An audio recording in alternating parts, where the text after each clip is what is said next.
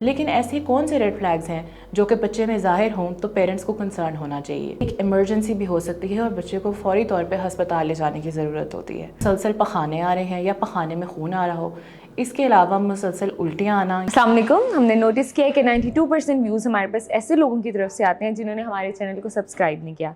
तो आज हम मरहम की तरफ से आपके पास रिक्वेस्ट करने आए हैं कि आप हमारे चैनल को सब्सक्राइब करें ताकि हम और इन्फॉर्मेटिव कंटेंट और अच्छे डॉक्टर्स अपने प्लेटफॉर्म पर ला सकें। Thank you. अस्सलाम वालेकुम, मेरा नाम डॉक्टर माहम इमरान है।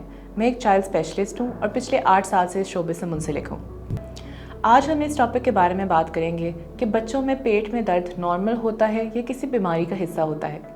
अक्सर पेरेंट्स हमारे पास आते हैं और इस बात की शिकायत करते हैं कि बच्चा बार बार पेट में दर्द की शिकायत करता है, लेकिन वो इस बारे में कंफ्यूज होते हैं कि क्या उनको इसकी परेशान होने की ज़रूरत है या नहीं।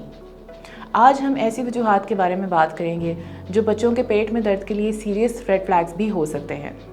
बच्चों में पेट में दर्द अमूमन नॉर्मल ही कंसिडर किया जाता है, जो कि कब्ज़ की वजह से, किसी हल्की फुल्की इन्फेक्शन की वजह से, इंडाइजेशन की वजह से या रिफ्लक्स की वजह से हो सकता है।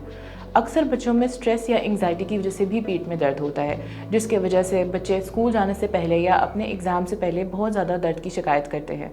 वो सिर्फ नॉर्मल दर्द होती है और मोस्टली एक स्ट्रेस और एंग्जाइटी की अलामत होती है। लेकिन ऐसे कौन से रेड फ्लैग्स हैं जो कि बच्चे में ज़ाहिर हों तो पेरेंट्स को कंसर्न होना चाहिए। उसके लिए आपने ये देखना है कि अगर बच्चे को पेट में दर्द के साथ मुसलसल पखाने आ रहे हैं या पखाने में खून आ रहा हो, इसके अलावा मुसलसल उल्टियाँ आना या उल्टी में खून आना, तेज़ बुखार होना या इतनी शिद्दत का दर्द होना कि बच्चा नींद से उठ जाए। इसके अलावा अगर बच्चे को पेट या पेट के किसी हिस्से में चोट लगे या खुदा ना खास्ता एक्सीडेंट हो और उसके बाद शदीद दर्द की शिकायत हो, मुसलसल उल्टियाँ आएँ या पेशाब पखाना रुक जाए या बच्चे का पेट फूलना शुरू हो जाए, तो ये एक इमरजेंसी भी हो सकती है और बच्चे को फौरी तौर पर हस्पताल ले जाने की ज़रूरत होती है। अब हम बात करते हैं कि पेरेंट्स अपने बच्चों की कैसे हेल्प कर सकते हैं। अगर आपका बच्चा बार बार पेट में दर्द की शिकायत करता है और इसके अलावा किसी बीमारी का हिस्सा नहीं है, तो आप बच्चे की डाइट को इम्प्रूव कर सकते हैं।